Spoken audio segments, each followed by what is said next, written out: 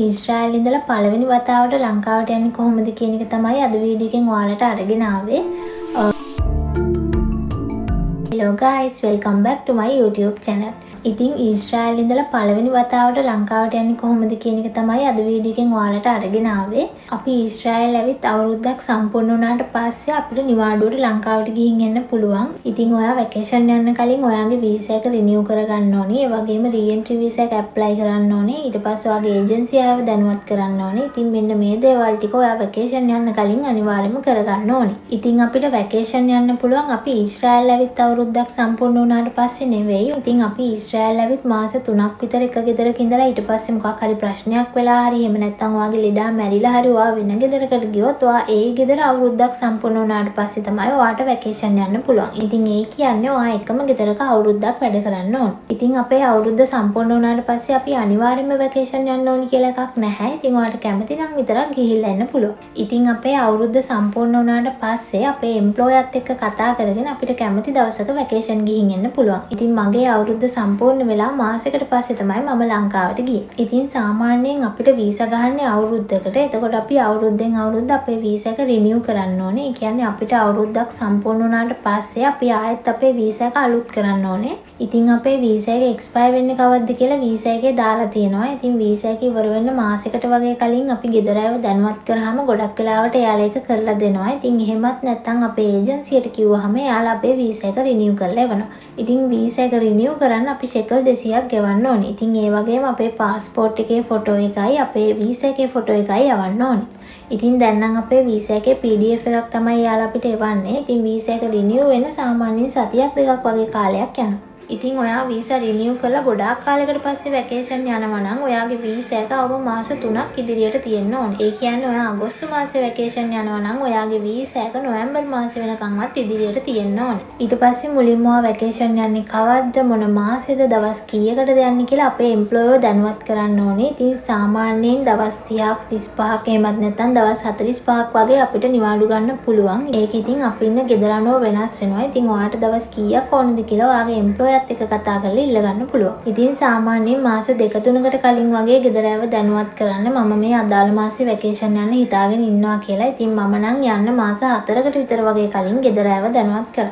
ඉතින් අපි වැකේෂන් යද්දී අපි වෙනුවට වැඩට කෙනෙක්ව දාලා තමයි යන්න ඕනේ. සමහර වෙලාවට අපි ඒජන්සි එකට කිව්වහම යාලා කෙනෙක්ව හොයලා දෙනවා. ඉතින් එහෙමත් නැත්නම් අපි කෙනෙක්ව හොයා ගන්න ඕනේ. ඉතින් සමහර ගෙවල් තියෙනවා ආච්චිලා සීලාගේ ළමයි ඇවිල්ලා බලා ගන්නම් කියලා කියනවා. ඉතින් එහෙම වුණොත් අපි වෙනුවට කෙනෙක්ව දාන්න ඕන වෙන්නේ නැහැ. ඉතින් ඊට පස්සේ අපේ රීඑන්ට්‍රි වීසා එක ඇප්ලයි කරන්න ඕනේ. ඉතින් ඒක අපි ඒජන්සියට කිව්වහම යාලා අපිට ඒක හදලා එවනවා. ඉතින් ඒකට අපේ පාස්පෝර්ට් එකේ ෆොටෝ එකයි අපේ ටිකට් එකේ ෆොටෝ එකයි අපි යාලට යවන්න ඕනේ. ඉතින් සමහර ඒජන්සි වලින් නම් ටිකට් එක ඉල්ලන්නේ නැහැ. හැබැයි සමහර ඒජන්සි වලින් නම් අපේ ටිකට් එක එවන්න කියලා කියනවා. ඉතින් මගෙන් නම් පාස්පෝර්ට් එකේ ෆොටෝ එකයි මගේ ටිකට් එකේ ෆොටෝ එකයි දෙකම යාලා ඉල්ලුවා. ඉතින් රීඑන්ට්‍රි වීසා එක ගන්න අපි ෂෙකල් 200ක් ගෙවන්න ඕනේ. ඒක කාඩ් පේමන්ට් එකක් තමයි කරන්න තියෙන්නේ. ඉතින් ඔයාගේ ගෙදර අයට ඔයා සල්ලි දීලා එයාලගේ කාඩ් එකෙන් ගෙවන්න කියලා කිව්වොහම යාලා ඒක ඒජන්සි එකට ගෙවනවා. ඊට පස්සේ සතියකින් විතර වගේ අපේ රීඑන්ට්‍රි වීසා එක අපිට හම්බ වෙනවා. ඉතින් ඊශ්‍රායල් වල මොන හරි නිවාඩු දවස් වගේ තිබුණොත් සාමාන්‍යයෙන් සතියක් දෙකක් වගේ කාලයක් යනවා. ඉතින් අපේ රීඑන්ට්‍රි වීසා එකත් PDF එකක් විදිහට තමයි යාලා අපිට එවන්නේ. ඉතින් අපි ඊශ්‍රායල් වලට එන්න තියෙන දිනයට වඩා සතියක් ඉදිරියට තමයි අපේ රීඑන්ට්‍රි වීසා එක යාලා අපිට හදලා එවන්නේ. ඉතින් මොකක් හරි හේතුවක් නිසා ඔයාගේ ෆ්ලයිට් එක කැන්සල් වුණොත් එහෙමත් නැත්නම් ඔයාට මොකක් හරි අසනීප තත්ත්වයක් නිසා ඔයාට ඒ දවසටම එන්න බැරි වුණොත් ඒක ප්‍රශ්නයක් වෙන්නේ නැහැ. ඔයාගේ රීඑන්ට්‍රි වීසා එකේ ඉදිරියට දින තියෙන නිසා. හැබැයි රීඑන්ට්‍රි වීසා එකේ දිනයට කලින් ඔයා අනිවාර්යයෙන්ම ඊශ්‍රායල් වලට එන්න ඕනේ. එහෙම නැති වුණොත් ඔයාට ආයි ඊශ්‍රායල් වලට ඇතුල් වෙන්න බෑ. ඉතින් ඒක නිසා ඔයා අනිවාර්යයෙන්ම රීඑන්ට්‍රි වීසා එකේ තියෙන දිනයට කලින් ඊශ්‍රායල් වලට එන්න.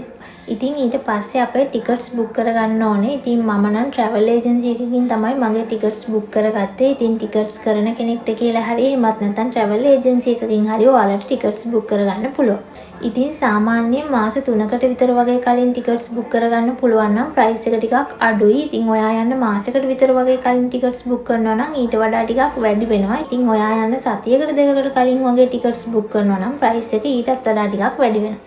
ඉතින් ඔයා යන දවස හරියටම ෂෝ එකක් තියෙනවා නම් කලින්ම ටිකට්ස් බුක් කරලා තියාගන්න පුළුවන්. ඒක ඔයාලට වාසි. ඉතින් මම නම් ගිහින් ආපහු එන්නත් එක්කම තමයි ටිකට්ස් බුක් කරේ. මගේ ටිකට්ස් වලට සාමාන්‍යයෙන් ලක්ෂ 2.5ක් වගේ ගාණක් ගියා. ඉතින් සාමාන්‍යයෙන් ලක්ෂ 2.5ක් 3ක් වගේ ගාණක් යනවා. ඉතින් ඒක නම් අපි යන එයාලයින් එක අනුව අපි යන දවස් අනුව වෙනස් වෙනවා. ඉතින් සාමාන්‍යයෙන් ලක්ෂ 2.5ක් 3ක් වගේ ගාණක් යනවා. ඉතින් ඒක මීට වඩා අඩු වෙන්නත් පුළුවන්, වැඩි වෙන්නත් පුළුවන්. ඉතින් ටිකට්ස් බුක් කරාට පස්සේ ඔයා යන එයාලයින් එක ඔයා යන්නේ ඩුබායි හරහාද එහෙමත් නැත්නම් අබුඩාබි හරහාද ඔයාට ෆ්ලයිට් එක තියෙන්නේ කීයටද ඊට පස්සේ ඔයාට ගෙනියන්න පුළුවන් සම්පූර්ණ බර කොච්චරක්ද මේ ඔක්කොම විස්තර ඔයාලට දැනගන්න පුළුවන්. ඉතින් ඔයා ඩුබායි එයාපෝට් එකෙන් හරි එහෙම නැත්නම් අබුඩාබි වලින් හරි චොක්ලට්ස් එහෙම නැත්නම් වෙන මොනවා හරි බඩු ගන්න හිතාගෙන ඉන්නවා නම් ඔයා අනිවාර්යයෙන්ම සල්ලි ඩොලර්ස් වලට මාරු කරලා අරගෙන යන්න. මොකද එයාපෝට් එකේදී අපිට ෂෙකල්ස් වලින් පේ කරන්න බෑ. ඩොලර්ස් වලින් හරි ඩිරාම් වලින් හරි තමයි අපි ගෙවීම් කරන්න ඕනේ. ඉතින් එහෙමත් නැත්නම් අපේ ලංකාවේ ATM කාඩ් එකෙන් අපිට ගෙවීම් කරන්න පුළුවන්.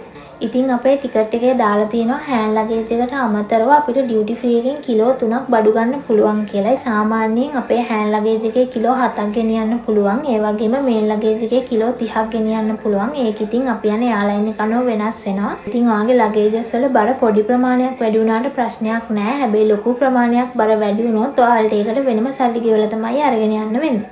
ඉතින් ඔයා එයාපෝට් එකෙන් ගොඩක් බඩු ගන්න හිතාගෙන ඉන්නවා නම් ඔයාගේ හෑන්ඩ් ලගේජ් එකේ ගොඩක් ඉඩ තියාගෙන යන්න. මොකද ඩුබායි වලදී ආයෙත් අපේ හෑන්ඩ් ලගේජ් එකේ යාලා බර චෙක් කරනවා. ඉතින් ඒකෙදි බර ලොකු ප්‍රමාණයක් වැඩි වුණොත් ඔයාට ඒකට වෙනම ඩොලර්ස් ගෙවලා තමයි අරගෙන යන්න වෙන්නේ.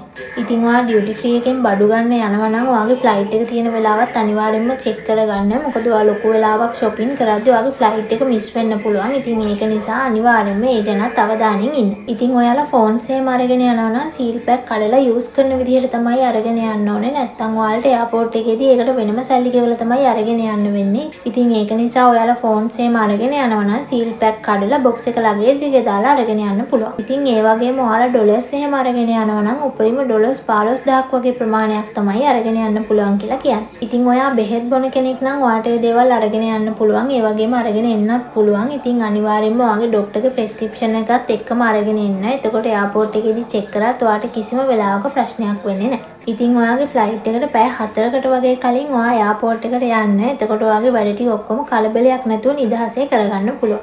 ඉතින් ඔයා එයාපෝට් එකට යද්දී අනිවාර්යෙන් ඔයාගේ වීසා එකේ කොපි එකයි, රීඑන්ට්‍රි එකේ කොපි එකයි, ඔයාගේ ඉන්ෂුරන්ස් කාඩ් එකයි මතක් කරලා අරගෙන යන්න. ඉතින් රීඑන්ට්‍රි එක නම් සාමාන්‍යයෙන් අපි යද්දී ගොඩක් වෙලාවට යාලා චෙක් කරන්නේ නැහැ. හැබැයි අපි ආපහු එනකොට යාලා අනිවාර්යෙන් මේක චෙක් කරනවා. ඉතින් සමහර වෙලාවට යාලා අපේ ඉන්ෂුරන්ස් කාඩ් එක චෙක් කරනවා. ඉතින් ඒක නිසා අනිවාර්යෙන්ම ඔයා වැකේෂන් යද්දී ඉන්ෂුරන්ස් කාඩ් එකත් අරගෙනම යන්න.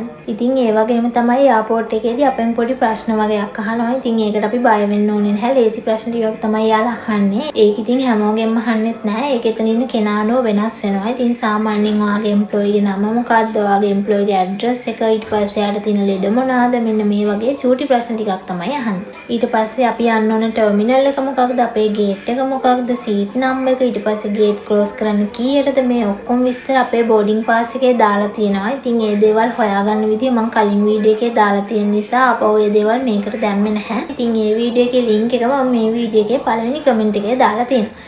ඉතින් පළවෙනි වතාවට වැකේෂන් යන කෙනෙක්ට මේ දේවල් වැදගත් වෙයි කියලා හිතනවා. එහෙනම් ඉතින් අදට වීඩියෝ එක මෙතනින් නතර කරන්නම්. ඉතින් ඔයාලට මීට අමතරව දෙයක් දැනගන්න තියෙනවා නම් පහලින් කමෙන්ට් එකක් දාන්න. එහෙනම් ගිහින් එන්නම්. බයි.